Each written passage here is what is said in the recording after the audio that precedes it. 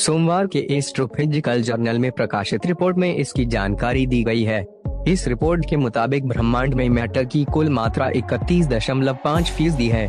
हमारा ब्रह्मांड मैटर और एनर्जी यानी पदार्थ और ऊर्जा के संयोग से बना है।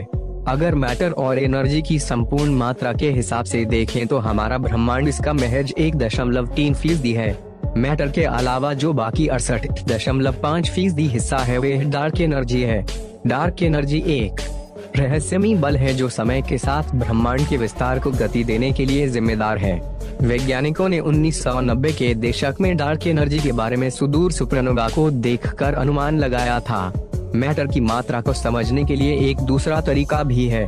रिसर्च का नेतृत्व कर रहे कैलिफोर्निया यूनिवर्सिटी के मोहम्मद अब्दुल्लाह का कहना है कि जिस ब्रह्मांड को हम देख सकते हैं उसमें मौजूद मैटर की मात्रा सूरज के द्रव्यमान से 66 अरब खरब गुना है। मैटर के ज्यादातर यानी लगभग 80% हिस्से को डार्क मैटर कहा जाता है। इसकी प्रकृति कैसी है इसके बारे में कोई जानकारी नहीं है।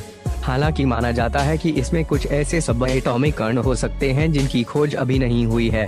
नई माप इससे पहले की गई माप में मिले आंकड़ों से मेल खा रही है। अलग अलग टीमों ने इन आंकड़ों का दूसरी तकनीकों का इस्तेमाल कर पता लगाया था। इसमें बिग बैंग से निकले कम ऊर्जा वाले विकिरण के कारण तापमान में होने वाले बदलाव को मापना भी शामिल है। रिसर्च की सह लेखिका जिलियन विल्सन ने बताया, यह एक लंबी प्रक्रिया है। जैसे कि बीते 100 सालों में हम धीरे धीरे ज्यादा सटीक होते गए हैं।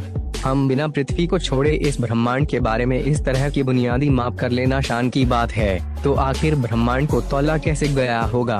टीम ने इसके लिए 90 साल पुरानी एक तकनीक का इस्तेमाल किया। इस तकनीक में इस बात पर नजर रखी जाती है कि आकाश गंगाएं हजारों आकाश गंगाओं के क्षेत्र में कैसे परिक्रमा करती हैं। इस दौरान यह देखा जाता है कि हर एक आकाश गंगा के क्षेत्र क्लस्टर में कितना मजबूत गुरुत्वाकर्षण है और इसी गुरुत्वाकर्षण बल से संपूर्ण भार की गणना कर ली जाती है। वास्तव में इस तकनीक को विख्यात अंतरिक्ष विज्ञानी फ्रिट्ज ज़्वेकी ने विकसित किया था। वो पहले शख्स थे जिन्होंने 1930 के दशक में ही डार्क मैटर के अस्तित्व का संदेह जताया था। उन्होंने आकाश गंगा के कोमा क्लस्टर में देखा कि सारी आकाश गंगाओं का गुरुत्वाकर्षण बल उन्हें एक दूसरे से दूर जाने से रोकने के लिए पर्याप्त नहीं था। तब उन्होंने अंदाजा लगाया कि वहां जरूर कोई अदृश्य मैटर है जो अपनी भूमिका निभा रहा है। कैलिफोर्निया यूनिवर्सिटी की टीम को नासा और यूएस नेशनल साइंस फाउंडेशन से इस रिसर्च के लिए पैसा मिला। उन्होंने ज़्वेकी की तकनीक में थोड़ा सुधार कर एक नया औजार विकसित किया है। यह औजार ज्यादा सटीक तरीके से बता सकता है कि कौन सी आकाश गंगा किसी दिए गए क्लस्टर से जुड़ी है और कौन नहीं। रिसर्चरों ने अपने औजार का इस्तेमाल स्लोन डिजिटल स्काई सर्वे पर किया। यह ब्रह्मांड का सबसे ज्यादा विस्तृत 3D नक्शा है। इसके जरिए रिसर्चरों ने आकाश गंगाओं के 1800 क्लस्टरों की गणना की और एक सूची तैयार की।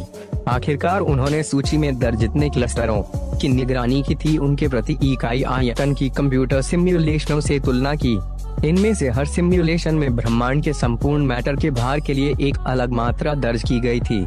जिन सिमुलेशनों में कम मैटर था उनमें कम क्लस्टर थे, जबकि जिनमें ज्यादा मैटर था उनमें ज्यादा क्लस्टर। इसके बाद उन्होंने गोल्डीलॉक मात्रा निकाली जो बिल्कुल सही बैठ गई। गोल्डीलॉक तरीके में 3 या उससे ज्यादा गणनाओं को निकाल कर सही गणना हासिल की जाती है। विल्सन ने बताया कि ज्यादा सटीक तरीके से ब्रह्मांड में मौजूद मैटर की संपूर्ण मात्रा को मापने से हम डार्क मैटर की प्रकृति को समझने की दिशा में करीब आ गए हैं, क्योंकि हम जानते हैं कि मैटर की कितनी मात्रा की हमें तलाश करनी है। खास तौर से जब वैज्ञानिक लार्ज हेड्रॉन कोलाइडर जैसे प्रयोग करेंगे तब।